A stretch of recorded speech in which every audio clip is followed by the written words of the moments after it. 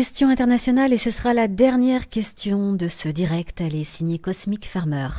Que va-t-il se passer pour le Brexit si demain Jeremy Corbyn gagne les élections britanniques ? C'est une question pertinente et impertinente. Je me posais cette question moi-même il y a 2 heures avec l'un de mes collaborateurs. Qu'est-ce qui va se passer effectivement ? Je pense que Theresa May va quand même l'emporter. Mais effectivement, il y a eu une remontée au cours des dernières semaines, au cours des 15 derniers jours plus exactement, du Parti travailliste avec Jeremy Corbyn qui est à sa tête, dont Jeremy Corbyn qui avait milité contre le Brexit. Bon, on verra, hein, on va voir, ça sert à rien de gloser sur l'événement n'est pas arrivé. Les sondages, semble-t-il, continuent à donner une avance quand même à Madame Theresa May, à sa majorité. Je rappelle au passage qu'au Royaume-Uni, les élections législatives, c'est pas comme en France, c'est-à-dire c'est un seul vote, et celui qui arrive en tête remporte le siège. C'est aussi simple que ça. Donc, évidemment, ça favorise considérablement le bipartisme. Même le mouvement UKIP, par exemple, je crois, n'a jamais réussi à avoir un seul député, même quand il faisait 17%, parce que, tout simplement, il arrivait quasi systématiquement en 3e position ou en 2e, mais jamais en première position. Donc moi, je pense que Madame May va avoir sa majorité, mais peut-être de façon moins massive qu'elle l'espérait lorsqu'elle a déclenché cette opération un petit peu hasardeuse.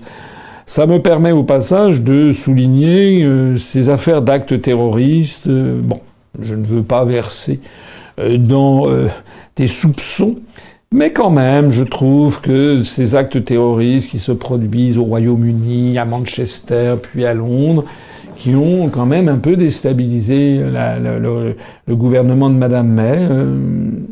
Bon, l'histoire nous dira ce qui se cachait derrière, mais semble-t-il qu'à Manchester, celui qui s'est fait sauter dans une comment dirais-je, lors du concert d'une chanteuse américaine, Ariana Grande, je crois, eh bien, semble-t-il, d'après les informations, serait un Libyen qui serait le fils d'un Libyen qui était un agent du MI6, service secret britannique.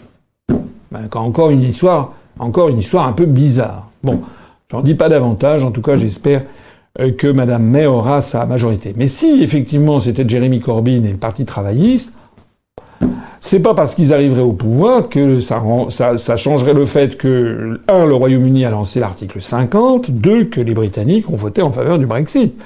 Et je ne vois pas très bien Monsieur Corbyn en train de dire « Écoutez, j'annule le référendum qui a d'ailleurs été avalisé ensuite, vous savez, par la Cour suprême britannique. » Donc je pense en tout cas qu'on serait...